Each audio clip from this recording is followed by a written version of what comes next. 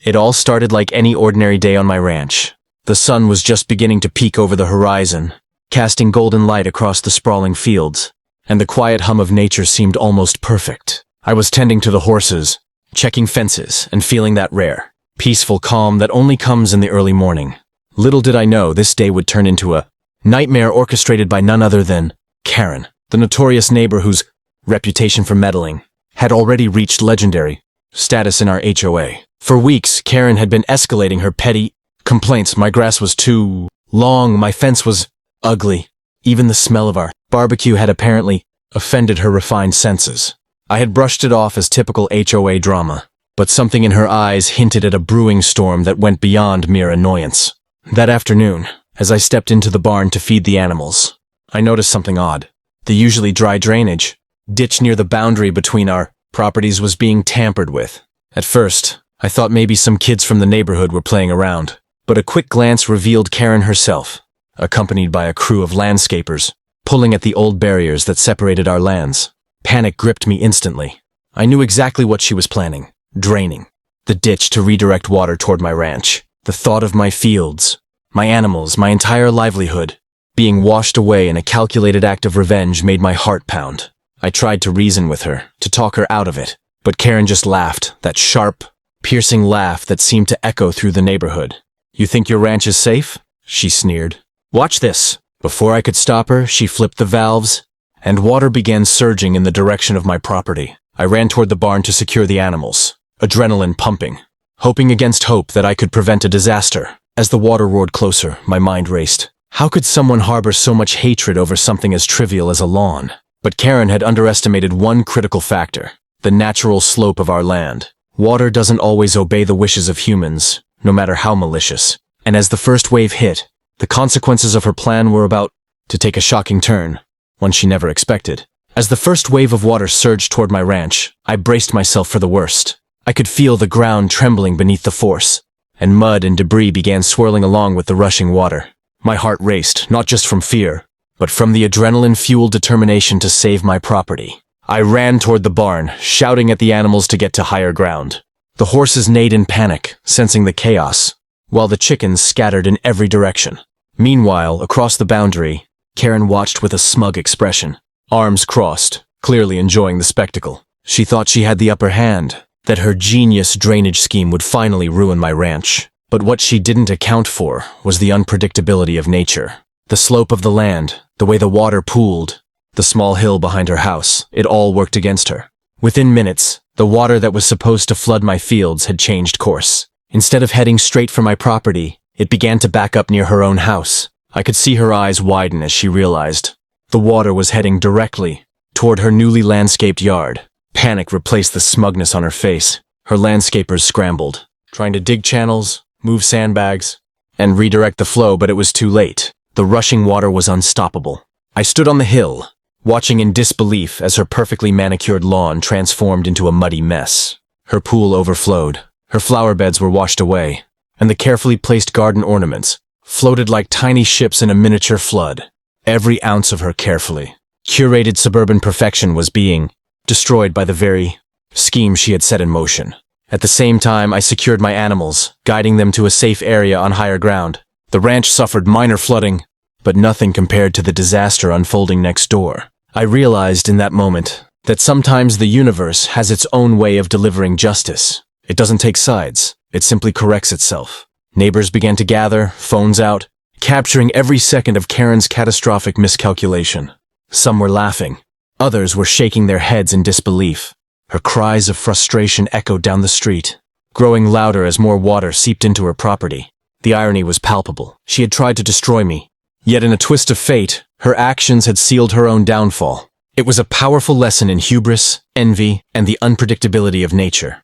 As I stood there, watching the floodwaters claim her backyard, I couldn't help but feel a mix of relief, vindication, and astonishment. Karen had underestimated more than just my land. She had underestimated the consequences of her own malicious intentions. By the time the water finally began to recede, the scale of destruction was clear. My ranch had some mud patches and minor water damage, but nothing catastrophic. In contrast, Karen's property looked like a scene from a disaster movie. Lawn furniture floated in pools of murky water, Flower beds had been washed into unrecognizable shapes, and her once perfect driveway was littered with debris. Even her prized garden gnome collection had been knocked over, floating aimlessly among the wreckage. I couldn't help but feel a twinge of satisfaction. But it was mixed with disbelief. How could someone be so reckless? How could malicious intent backfire so spectacularly? As I surveyed the damage, neighbors slowly began approaching, some whispering, some openly laughing. A few even came over to offer help, concerned that my animals had survived the flood. The irony was impossible to miss. Karen had tried to ruin my life over petty HOA complaints. Yet here she was, facing the wrath of her own actions.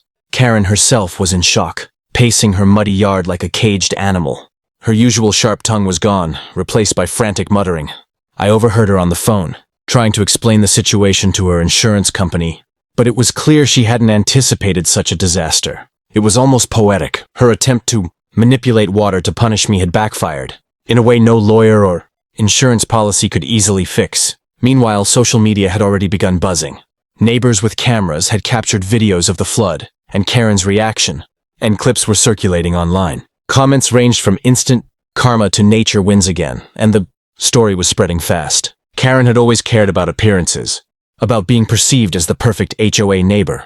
Now, her reputation was sinking faster than her garden gnomes. I took a deep breath and returned to my ranch, checking on the animals one last time. They were safe, dry, and none the worse for wear.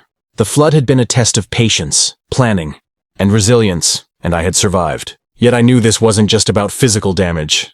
It was a lesson in boundaries, in respecting others, and in understanding that malicious intentions can often turn inward. By the end of the day, Karen had retreated into her house, her energy sapped, her pride in ruins. The neighborhood buzzed with stories, each more dramatic than the last. And as for me, I finally allowed myself a moment of relief, realizing that sometimes the universe has its own way of delivering justice, and it often does so with perfect timing.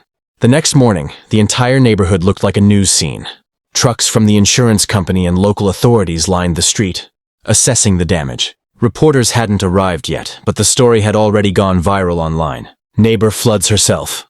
Trying to ruin ranch owner was spreading fast, and Karen's name was on everyone's lips. I walked out to check the property lines. The ground was still soft, puddles reflecting the morning sun. A faint smell of wet soil hung in the air. My fences held strong, my animals were safe, and my ranch, though messy, was intact. I could fix mud and fences, but Karen? She was dealing with something far worse. From across the road, I saw her standing in the wreckage of what had been her pride and joy.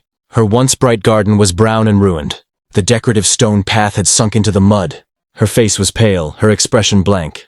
And for the first time since I'd known her, she looked small, not angry, not smug, just defeated. When our eyes met, she didn't speak. Maybe she knew there was nothing she could say. No excuse, no denial could undo what had happened. The water had made its statement for her. I gave a polite nod and went back to work. Some lessons don't need words. Later that day, a local HOA officer stopped by. He'd already heard everything. Looks like she violated 3 community codes, he said, shaking his head. Tampering with drainage systems is a serious offense. Scribbled notes on his clipboard. Then looked at my ranch. You got lucky. Someone up there must like you. I smiled faintly. Or maybe it's just karma. That evening, as the sun dipped low, the neighborhood felt strangely quiet. No more complaints, no more arguments, just peace. I sat on the porch, watching the horses graze. The same land Karen had tried to drown. The irony wasn't lost on me. She wanted to wash away what I'd built. But instead, she'd washed away her own reputation. A week later, Karen put her house up for sale. Rumor had it, she was moving somewhere with fewer neighbors. The rest of us didn't complain. The HOA finally loosened up, and for the first time in years, the neighborhood felt like a community again. I learned something that day. Sometimes the best revenge is patience. Let people dig their own holes, or in Karen's case, open their own floodgates. Because in the end, nature, truth, and karma always find their way back home. If you enjoyed this crazy HOA story, don't forget to hit that subscribe button, drop a comment with your thoughts, and smash the like button so you never miss more wild neighborhood dramas.